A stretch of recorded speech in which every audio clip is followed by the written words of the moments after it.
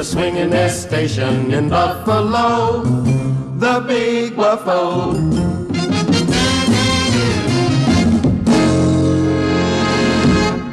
And once again, I'd like to welcome everybody back to the Buffalo History Channel for as we progress through our summer 2023 season. Good to have you with us.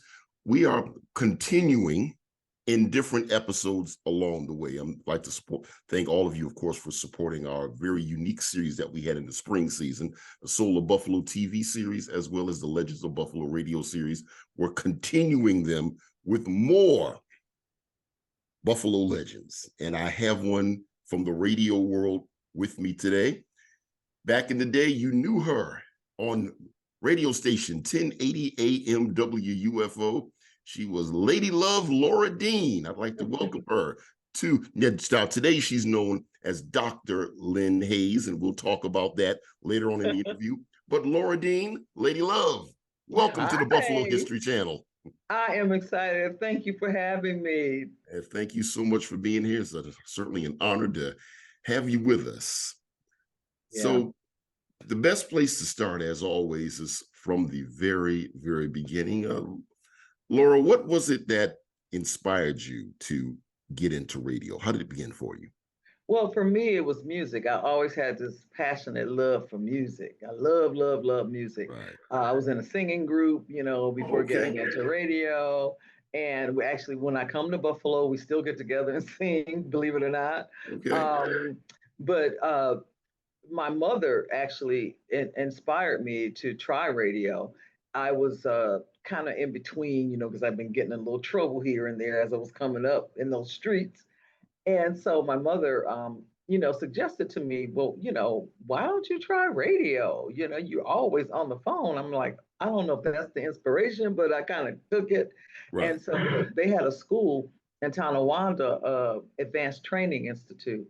And at the time, my mother said, well, if you are really serious, I will pay for you to take this course, because it was a 6-month course where you could get your license, because back then you had to have your FCC license. And so I was like, yeah, I want to do this. And then they had this guy, Bradley J. Cool, at the time. He used to work for he was formerly of WBLK, but he started teaching over at Advanced Training. So I went over there, got in the class. I was the only girl in the class. Back then, I was the only girl, at the radio station, the only girl in the class. So I was the only, female in the class. And basically, what he was good at was getting you through element 9, because the way the test was set up, you had to take element 1 and 2, which was multiple choice, and then element 9, which was the technical part, which was what the wattage was for the transmitter to run, and all this stuff that I was not really great at. But he would help you get through it. And I mean, I can remember, was it Bobby Love? And just everybody went to this class because they wanted to, get their license. And at the time, I know Bobby was on the air, and he was getting his license, because they let you work for a minute, but you still had to come back with that license at that time. Of course, right after I got the license a year later, you didn't have to get the license anymore, which I didn't like, but hey. So, so I got into class, and, it was a lot of people, and maybe 1 or 2 of us actually ended up doing radio that was in the class. But Bradley got us through it. And the multiple choice was easy. I got through that, but it was that element 9 that everybody gave people nightmares. So I was able to get through that with a 96, to get out of the class. And so that was how I really started. Now, when I started, WUFO, of course, was the heritage station, still is, in Buffalo. And so I wanted to work there. And I went over there and, just kind of check things out, because I didn't have any experience.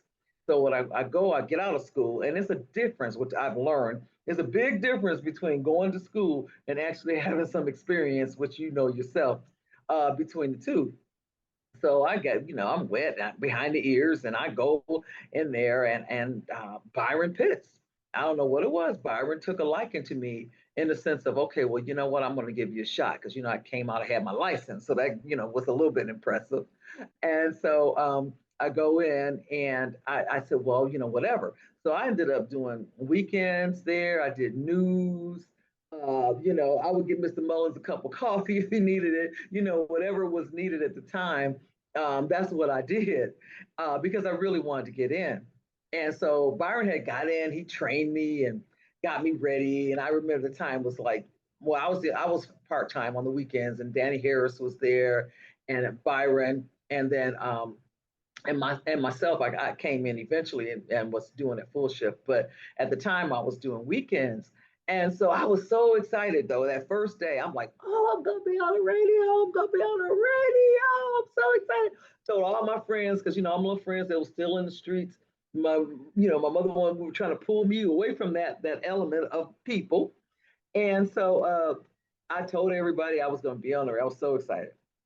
Get my first day on the air, I was absolutely horrible, horrible.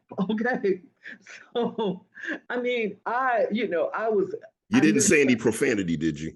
no profanity, no profanity. I've got about two stories from two other interviews where they were trying to put the needle on the record and the needle skipped and they were on there saying, "Oh, That was WBLK. yeah." Not even good at WUFO, but I'm sitting there and I'm just going crazy because I couldn't, you know, I was miscued because you had you know, your records, everything was on, you know, vinyl. So I'm doing that and I mispronounced names of the songs. I was just so nervous. I was so nervous and I wanted to do such a good job, but that didn't happen. So when I got off the air, I'm like, oh God, you know, because I knew all my friends had heard, and you know, I had a couple good breaks, but I mean, for the most part, you know, you think about the things that went wrong, you don't really think about the things that went right. And so I came out and I said, well, Byron is probably not going to even talk to me, but he, you know, like, okay, so let me show you what you did, and let's get through this, okay, so that way you can come back next week. All right, so these are the mistakes you made, and I was sitting there like, okay, so basically that was the start of it for me, and then I kept at it. You know, I come back the next weekend and the next weekend, and you know, then eventually, you know, I started, you know, getting a little better at it. So then they gave me more work to do. You know, I was gonna say that, and I've had this conversation with some of the other personalities that was, and I can remember from conversations that I've had while working at WFO, that was during a time when you really had to like when you if you were a jock on the air, you had to really come with your A game. But it's something that, but I'm sure, and I've heard a lot about Byron, but I'm good to see that he actually worked with you and showed you the ropes and Oh got you yeah. on point. Byron was a big inspiration in my career and became a friend to me for a long, long time because we worked down the line. We worked in Dallas. Byron was responsible for me coming to Dallas. Byron was Okay. the one that arranged, you know, was the one that gave me the tip, and because he was here in Dallas at the time. Mhm. So that Byron was real inspiring. You know, what's the word? Inspirational. Influential in helping me. Influential, Yeah, influential. thank you. There you Yeah, go. there we go. Uh, and getting me there. And so yeah, he was the one that really trained me. And he was, you know, because he was the program director at the time. And then of course between him and Danny, you know, we would just started working really closely together. As far as, you know, what we do, whether it was promotions, the things we did in the streets, you know, just everything that was connected to the station. So yeah, Byron was a big part of that. Talk to us about who are some of the other people that you worked with at WFO. And what can you Well, tell of us about course, them? Mr. Mullins. I love Mr. Mullins. And you know, it's so funny because he's always Mr. Mullins. I've never called him Don a day in my life and never will.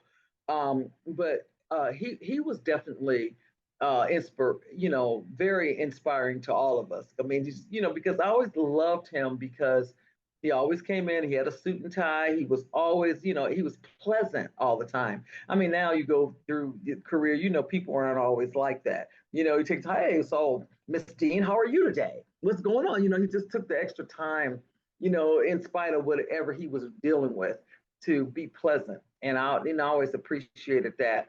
And I remember, and I can't remember her last name, Karen. She was like the receptionist there. And Karen, and I almost sent you a picture of her, but I knew you really would have been like, who is this? But she, you know, she was in the building with us. So it was like myself, Byron Pitts, of course, Danny Harris, Keith Pollard, Keith Pollard was in the mix because you know the disco tizer was everywhere at that time, and he was coming in. He was just such a, I just love Keith. You know, I love Keith Pollard. First of all, he was the best at what he was on those turntables. I mean, at that time you couldn't mess with Keith Pollard on the turntables. And then he came in and he elevated himself, you know, as a radio personality. So I can remember, I think it was Club Continental, because I mean back then it was Keith Pollard, Michael Copeland, and then Rick James was just breaking his first album. So You and I, you know, was coming out, and we were in the first radio stations to break that, you know, that song. So it was a lot going on. As a matter of fact, speaking of Rick James, there is a very particular picture that I had that it was you, Byron Pitts, Rick James, and also Corone Crump, who Danny Harris and Corone Crump in that picture. Oh my God. Do you remember when that picture was taken? I do. I absolutely remember it. When it was taken, we were all in Byron's office, and Byron, because Rick was, you know, came by the station, you know, because Rick would pop up when he came to town. He would pop up. It was a club, I think it was Club Continental, and we all used to hang out there. Keith used to spin over there. And so we would kind of go over there. And so Rick would come through the club. He'd come through the radio station. If he had a song, he would bring it by the club. You know, we'd break it, you know, play it, whatever. So it was sort of like that at the time. And yeah, it was, yeah, we had some good times back then. So those were like some of the people that I remember that were around. You know, I always when I was inspiration, I remember H.F. Stone and Darcell Howell, who came before me. And I just looked up to them like, you know, no tomorrow, because again, it wasn't a lot of females, but at that time, but it was definitely, you know, the ones that stood out. I mean, they stood out because they were just great, you know, what they did. So it was, you know, and they elevated. So one other person that I guess I didn't mention was Doug Blakely, because it was Byron, Doug Blakely, myself, and Danny Harris. That was the little crew at that time that worked at WUFO. Okay. So yeah, and I think Doug was doing afternoons. I mean, you know, like because I loved your interview with Mark Van, and it was just so many memories because things he was talking about, some stuff I didn't know, but it was a lot of stuff that I did know. I'm like, oh yeah, you know. So it was cool because he came a little later, you know. He was awesome too, still is. But yeah. Okay. So did you want to? Sure, I'll have you go through and talk about some of the talk about the pictures that you have. Okay, so my little old pictures. Of course, I have Doug Blakely in the studio, and obviously he's looking through some albums because you know we had vinyl back then, and so that's Doug. And then the other picture was when I did one of my first interviews with the group Heatwave, and it was Johnny Wilder and Kelvin Duke. Now, Kelvin was kind of new to the group, but Johnny Wilder is the leader, the creator of the group Heatwave.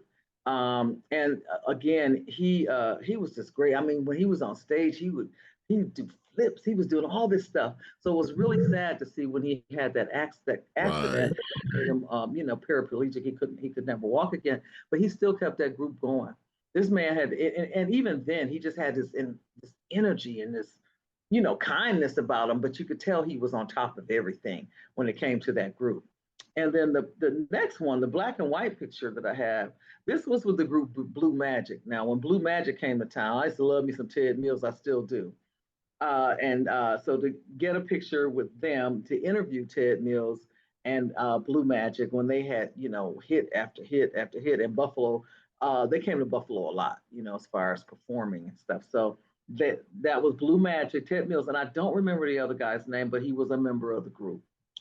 And then this other picture is all of us. It's Johnny Wilder, Keith Pollard with the hat, myself, again, the only girl, Byron Pitts, Danny Harris, Doug Blakely, and Calvin Duke. So that was, you know, those were the two members of Heatwave that came by the station. And again, we, you know, interviewed them, and we had a really good time. They were just really kind. And I can't remember which song it was, but we had a lot of songs back then. Right. So it was um, Too Hot to Handle, I think was the Okay. I would have at said the time. mind-blowing decisions, but I don't Yeah, know if I'd I have been thought of correct. mind blowing decisions, but it was on that album. That's one of my now mind blowing is my jam for real. Okay. And then of course the last two pictures are Byron Pitts and Mr. Mullins and his office. Yes. So those were some of the pictures and the memories that I had. And again, for me, it was my very first job. So it Now, was. what years were you at WUFO before you left Buffalo? I was at WUFO back in 1978 because I didn't come to Dallas until 80. Okay. So I was 1978 was when I worked at WUFO. Because incidentally, and we would have moved by then, but me and my family, we lived right around the corner from you all on Minnesota. Oh, you did? Okay. But we left there we left Minnesota we left there around 77. Okay, so we just missed you. Yeah. Mm-hmm. It's just getting into school. Okay. Yeah, I was, like I say, just getting in the radio too. So did you have any memories of any type of remotes or any promotions that you did? Like maybe did you go to Juneteenth or? Okay, so let me tell you. No, I'll tell you this one here will Uh-oh. never.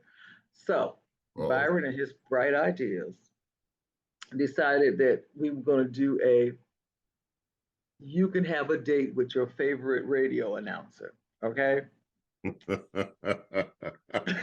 Exactly. Oh boy, here we go. Right. So Byron's like, oh, we know this way. And we're like, well, Byron, are you in it? No. This is just gonna be a promotion. Okay, cool. So I'm single, Danny's single, that's cool. All right. So we set this up. So then Byron is something else. So Byron comes back and says, well, all I know is I don't want to, end up because we have people they would register or whatever to date one of us, and we're all gonna go out on this date, and we were gonna go actually to Club Continental because we used to do a lot of stuff with them and have a night out. So, and we had a limo and all this stuff. So anyway, so he says, well, Byron said, well, I'm gonna have to look, through this stuff because I don't want to get some, ugly chick or whatever. I want to make sure I got somebody, that's gonna be flawless and all this stuff, right? So we're like, well, Byron, that's not the way you do. No, that's what we You want somebody looking like Pam Grier, huh? You want a Pam Grier, right? So yeah. So anyway, and so I said, okay. So after they he talked about it. So Danny was like, well, yeah, okay, that's a good idea. I'll do it. So I said, okay. So I decided I was gonna get one of my childhood crushes. Okay, my girlfriend, I used to have a crush on this guy, when we were kids and blah blah blah. So I'm like, oh yeah, I'm gonna ask Michael. Right. Well, little did I know that things had changed for Michael over the years. Okay, so he wasn't as suave as he used to be, right? So we get to the club, and Michael had some drinks, as we say in Texas, drinks. Okay, and so Michael comes in, he's stumbling and stuff, and I'm like, oh my god, I'm so embarrassed because Byron and them are cracking up, and so because they got their little nice looking little girlfriends and stuff, right? And so Michael comes up and I'm like, oh, come on. So I'm trying to, like steady him and, make sure, he's all right. Gets to the top of the stairs, falls all the way down the stairs because the club was on the second floor. Fell down the stairs. To this day, they will never let me live that down. They laughed so hard. So for the night for me, so that's probably one memorable promotion. I mean, it wasn't Juneteenth or anything like that. But it was so embarrassing. But they never let me live it down. No. Never. Now I remember. Now you said you were part of a singing group, or at the top of the interview, you said you're part of a singing group. What was the name of the singing group? Well, we had two versions. Believe it or not, we were the Laura Danettes, and I'm Laura, Dee Dee, and Annette. It was three of us, and we grew up together. Mm-hmm. And so we did a lot of stuff around Buffalo. We even did some local studio work, and then we kind of had a lead singer that was in the group, and Darlene. And then when Darlene left, we got Tina Hall. And like I said, Tina, you know, she was incredible. So we did a lot of stuff around town. We did a lot of clubs and we did like I said, a little studio work. And we started off, you know, just like on the street corners like everybody else, because everybody was doing it. But we were the girls. Again, we're the only girls, you know, because all the guys were singing. And so my heart is always, like I said, even to this day, my heart is music. So anything that I can do around music, then I'm gonna want to be a part of it. And so that was the thing. So when we sang, but then of course what happened was because the singing came before the radio, and so when we were like, I don't know, 15, you know, when we really got serious and we were really rehearsing and doing shows. We had won a few talent shows. So we really got to where, you know, we really got it, you know, worked on those harmonies, and we were, you know, we had specific times and things that we were doing. We got costumes, and we started to get serious about it. But what ended up happening, of course, is young men and a couple girls got pregnant, and you know, so one went to the end of going into the service, and so life basically it kind of pulled us in different directions. So that's when I was at that point of not knowing what was going to be next for me, and then my mother kind of helped me along on the way with that. You also said you ran with a bad, somewhat of a bad crowd, and it started to go through my head because I was wondering to myself, that wouldn't have been anything associated with any of the Buffalo Street gangs, would it? Um, a little bit, but not. I mean, I knew a lot of them, but I was Yeah. always kind of like on the sidelines of that stuff. You know, I didn't get so deep. I mean, I knew everybody. If it was a gang, I pretty much knew them, but I didn't get really deep. You know, as deep as probably some people that I know did. So yeah, we've done a lot of coverage of some of the gang, a little bit of coverage of some of the gang history and some of the videos on the Buffalo History Channel. That's why it kind of really triggered something in my. That I like to see. Yeah, it's on here. I'll send you the links to it. Okay. So one of the things that I found unique about WUFO, this is back when I started working there in 2007, because I came over there after a few years of working I got my start at WBLK on the radio. Cool. That's my second start. Yeah. And beforehand, I was working in television, so that kind of made that transition that way. And one thing that I always found unique about WUFO is that all the jocks back in the day were all teenagers in high school on the radio. And I was, that must have been, now that must, were you around that age? Honestly, Doug, I was considered kind of old because I was in my early 20s. Oh, okay. In my 20s. I was like about 24, 25. So I was considered kind of old because I know that you're right. That everybody was in their teens and stuff. And when I couldn't imagine I could only imagine myself being a teenager and being on the radio at that back as a teenager. I don't know how I can only imagine what I would have been like. Yeah, it probably would have been nothing nice, though, because I wouldn't have been. It was so, especially, and you know for a fact that wouldn't have been able to tell me nothing. Exactly, and then everybody, then all these things around you trying to entice you a little bit here and there. So it was a lot. It was a lot. But yeah, I was in my 20s, so I had, you know, I was an adult, but I was still young and still had a lot to learn. But yeah. So before I transition we go into the second leg of your career in Texas, any other memories from WFO that jump out at you? Well, let me say this. There's a lot of things with WFO. Again, that's just the foundation of love. But after that, I did, you know, work at WBLK for a little while. Oh, okay. And I did. Talk to us about BLK.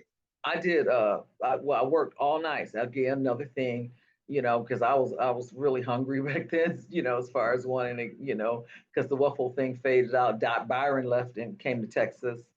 And so we kind of, you know, went our separate ways. So anyway, I ended up working at WBLK. Freddie Patrick was there, Jerry Young at the time, Ron Atkins, who he and I are still cool.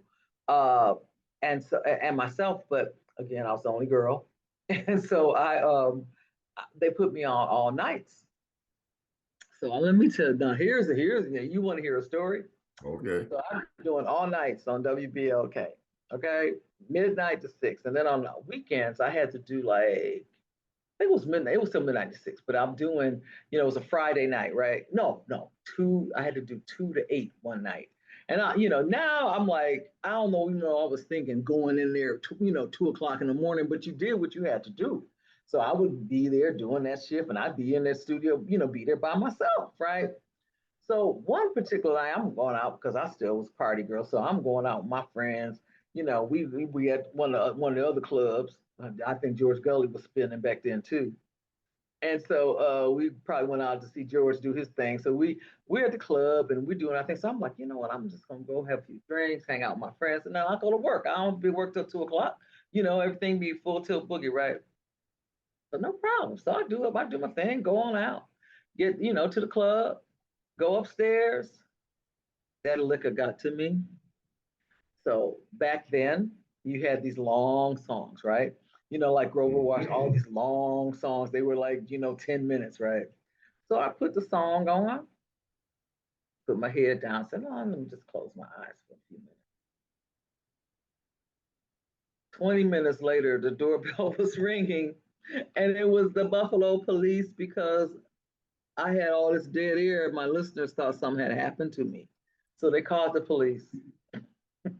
Needless to say, that cured me of that. I never did that again in my life. And that was my, when I hit the microphone, oh shit moment. Yeah, I know. I myself, well, that's how I got my start at WBLK back in 2000. Are you serious? I was on the overnights. Wow. So you already know, what that's about. Yeah. In a whole nother way. And I did a lot of work in Toronto back then too. Yep. So they would hire me and come to Toronto, me and my girlfriend. My uncle had sold me his Buick. We'd get in that Buick and we'd go on to Toronto and have a great time. So that was that. But then what tilted me to Dallas was Byron was in Dallas. So we still kept in touch, as far as that goes. So Byron and his family was down in Texas. And so he was talking about it. And the guy that hired us is the legendary Chuck Smith, so who's in Texas, is very well known. And so, but he's out of Memphis. But anyway, he was really known for hiring people from Buffalo and bringing them down to Texas. So at that time, I'm thinking, well, gosh, that would be great. Because, first I always wanted to go to New York City, but, Dallas was a big market. I said, figured this might be an opportunity. So anyway, I would talk, Byron would call me and let me know how, Texas was, radio station, because he was a program director at KKDA AM, which is a legendary station at the time. And so anyway, so finally the Midday Girl and Byron were close. And so she was leaving and she confided in Byron that she was leaving. So Byron picked up the phone, called me, hey, you need to call Chuck Smith right now because he don't even know it yet, but PJ is quitting. So I'm like, really? Okay, cool. So, we orchestrated the whole thing. So it was sort of like, okay. So I waited. I called Mr. Smith and I said, hey, Chuck, I'm Laura, this is who I am, blah, blah, blah, and I just wanted to give you my tape and blah, blah, blah, all the time knowing this girl going to come in there another few days and quit on him, right? So I went on, so he was like, okay. So finally we got off the phone. About a week later, phone ring, it's Chuck Smith. And I remember this, I was on the air. And Chuck was really good because I learned so much as far as being a radio personality to the level that I am now versus then from him. So he calls me. I'm on BLK doing all nights. He calls and says, hey, how you doing? Blah, it's Chuck Smith. Blah, blah. He says, so do me a favor, because I had already had, because when you get the air check, it's polished, it's your best stuff. Of course. So Chuck said, so do me a favor. He said, when you do your next break, put me on hold so I can hear it. It's like, right? So, because I'm like, oh my God, I just wasn't real prepared because I'm always one of those that prepare everything. So I had to, so I did my, did my breaks best I could, came back. And he said, okay, that was good. He said, I'm talking. And so finally, because, I would be like, WBLK and blah, blah, blah. Because, always then I projected myself as the way I thought I was supposed to sound, not how I sound. You know what I mean? I did that too. Yeah. Of course, you know. So he finally said, he said, so when you do your next break, he said, can you try to sound like you do when you're talking to me on the phone? And I was like, huh? What? You know, I'm all, what? I don't know what he was talking about, Ray. I'm like, what is he talking about? So I did it. Of course, I didn't do it like he wanted it, but I guess he saw enough in me. But anyway, he ended up hiring me. And so that's what I came to Texas, and then he worked with me. He worked with a lot of personalities back then, but he had a real different way on how he taught you. You know, so it would be things like, okay, I want you to, go and just read these magazines, and I want you to just practice, practice, practice. So it was sort of like it was like school with him. You know, he would sit down and get into theory and blah blah blah, just a lot of stuff. So it was a learning process, and it took a while for me to really understand that, that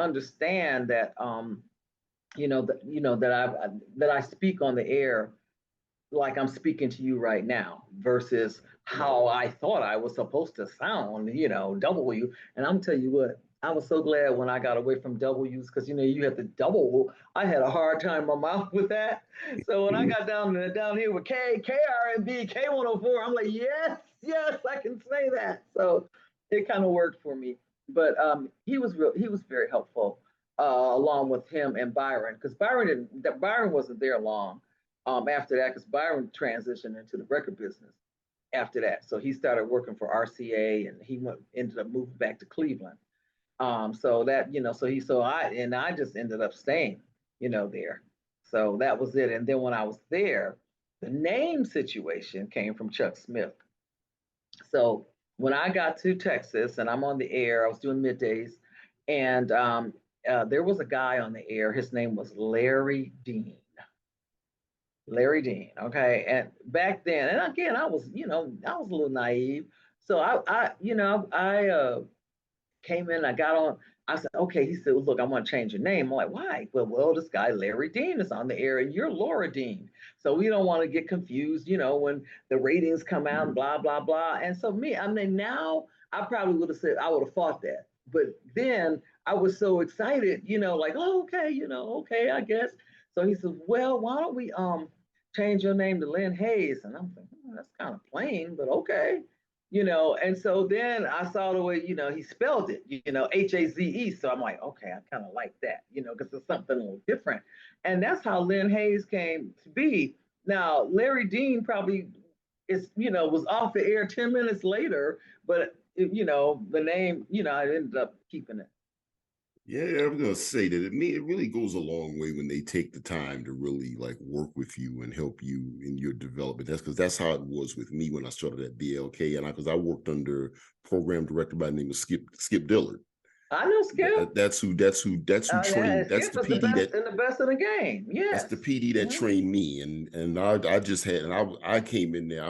I came in there from television doing stuff on camera with public access and working behind the scenes at the broadcast stations behind the camera and everything. So I came in, I was just never done anything in radio. So I'm like green as an apple. So I'm just trying to soak up as much knowledge as I can. Yeah. So let me ask you this. Let me just ask you a quick question. So making that transition from television to radio, it had to be an adjustment because it's different, isn't it? Yeah, it is. And because I'm going on, I was on public access, so I'm basically doing like my own thing and getting my name out there that way. And I was building up a base, and that's incidentally how I got into radio, because I met the promotions director whose name was Catherine Roberts at the time, and then she just asked me out of the blue, out of a conversation, did you ever think about being on radio? I'm like, wow, sure. So she said, I'm going to introduce you to Skip Dillard, and she introduced me to Skip, and he told me to give him a call. And the following week, this happened on a Saturday during a some women's conference that they had going on at the Adams Mark Hotel at the time. And I was like, okay. So I called him and met with Skip, and I'm like, my mind is blown because wow, I can imagine. Yeah, am I really going to be on WBLK? Am I really going to be on WBLK? Is this real? Wow. But I got on there and was there for 4 years, so I definitely can.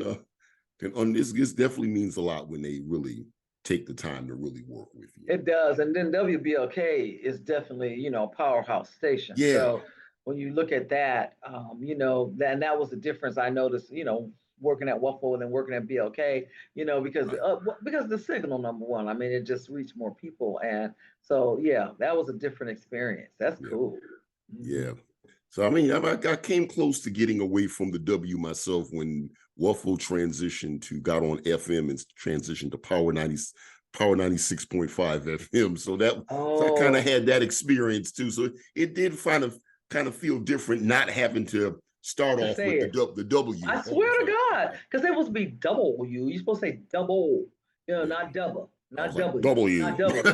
And that's when I started out. I swear to God. And it just then I got natural. And I mean, I'm probably would have to start over again because I can't do it now. Yeah. But yeah, I remembered that. I was like, wow, you know, I worked on it though as best I could so it could sound flawless, you know, as best. But I stumbled before I got there, but it was cool. So being in a much larger market, what I'm sure that's a experience with dealing with more of this. I think you were interacting with celebrities back with WUFO because I can remember hearing all the stories. Definitely. And then the promotions and just getting out there and that working. What's the difference between working in the Buffalo market as opposed to working in the Texas market where you're at? Well, black radio is black radio, but you know, Texas, I mean, these like stations like where I'm at now, KRMB, K104, those are powerhouse stations. So it was just a lot more of everything. It was just a lot more of everything because Dallas was still, you know, developing, you know, as a black radio powerhouse, and the two stations at the time owned by a Jewish guy, Hyman Childs, who still owns the stations. I see him, you know, at the station regularly, but you know, so it was just a lot more. I mean, it was a lot more promotions because again, like we had in Buffalo, you had WUFO, you had BLK. Here in Dallas, you got 4 stations. So it's like you had, you know, KNOK, you had K104, you had KKDA AM. I mean, you know, you had talk. Yeah, it was just so much more of everything.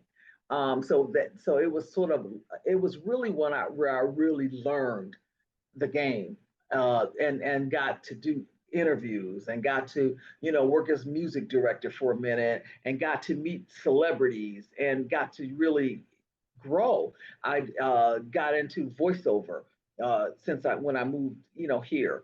Became a voiceover talent, and then you had to get an agent, and then you had, you know, so it was a lot of that growing up. I always feel like my childhood life was in Buffalo, and my adult life, a lot of it was here in Dallas. So it became, I mean, but it was learning, and even Chuck, you know, would teach us the time, you know, how to be a star. You know, he got to us where he had us. We had to have makeup artists. We had to do this, and he didn't have to do that. He just did it. And when we would do, you know, like broadcasts, you know, like live broadcasts. I mean, there would be a time when, you know, if the Dallas Cowboys come, because all that was going on too. You know, Dallas Cowboys come by the station. Then we had this person, Prince. You know, he might be there. So it was really where that Prince, huh? Oh yeah, I met Prince. Yeah, he was pretty too. But wasn't anything like Mark Van stories?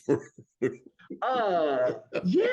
I think Mark Van's stories were a little bit more colorful with Prince than mine. But yes, the Prince was you know, at that time he was hot. And Janet Jackson, you know, she would come by the station. You know, I'm jealous. Yes, but you know, at that time it was weird because I would never forget that she came by the radio station, right? And at that time, her mom was with her, her and her mom, and so she was she wasn't like the Janet Jackson that we know at that time. She was on her way to becoming that Janet Jackson because she was still like a little chubby. You know, she hadn't really leaned all the way down. And Good Times, Different Strokes fame. That version of more like that, a little older than that. Okay. But she was it was right on the cusp when she was meeting Jam and Lewis. So they had already started where they were working on that project. Maybe the first one might have, you know, the first song came out. What have you done for me lately? And so, we always remember, I don't know why we just thought this was so great, fascinating, but she had ordered her lunch So we're nosy. And I mean, she had this, I mean, this piece of fish was like that. It was so little, and we're like, oh my God, because she was really working on herself to try, to get to that Janet that we see now. And again, she was still shy. She was still sweet. Her mom stuck to her like glue. But that was Janet then. And then there was because there was a lot of up and coming people. There was a lot of artists that would come through Dallas, and then some of the local I mean, in Buffalo too, but I mean some of the local reps from the record companies that would come through. They would come through, and they would have That's how we got to see a lot of them. Prince, it was just a big party. New Year's Eve, Prince was coming to Dallas. I didn't. He came by the station. We were in and out. But there was were pancakes involved? Let me stop. Let me get out of the Dave Chappelle mood. Exactly. He later on though, he did come to Dallas, and it was a group of us. We were, radio people. We stand in the lobby, we're talking, and the promoter came and said, "Hey, would you guys like to meet Prince?" And we're like, "Okay." So this particular day, he wanted to meet radio people because he had something he wanted to say, because he was going through that thing with the record company when he was feeling that they were taking advantage of him, blah blah blah. So I guess he wanted to tell us about it. And we're like, okay, whatever. So we go backstage, and I mean, I just, he was his skin was so flawless. Him and Barack Obama had the prettiest skin I've ever seen in men in my life. And I'm not saying there's nothing wrong, but it was just like something about it. He was just flawless. And we just sat there staring at him. I mean, we could barely talk to him, but he was very kind, very nice, and we had heard other stories about Prince, because Prince was something else. But basically, it was a nice experience with him. So yeah, there were a lot of times. Dallas was definitely that growing place for me, though, as far as really growing and still growing, into radio. Because I think I went from being a disc jockey to becoming a radio personality when I got here. So if that makes sense. So you're Dr. Lynne Haze. I am Dr. Lynne Haze. Wait a minute, tomorrow will be 30 days since I've been Dr. Lynne Haze, and I was blown away that I was selected, to get an honorary doctorate. And it's for me, I went to East High School in Buffalo, New York. That's my level of education. My mother's alma mater. She'll be happy to hear that. Yes, that's my school. And I went, I did a little college, but I never graduated.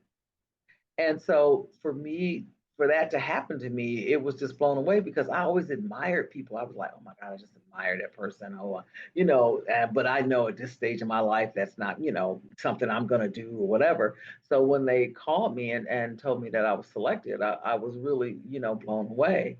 And so we did the ceremony, like I said, was just a month ago. It's Harvest Christian University here in Dallas.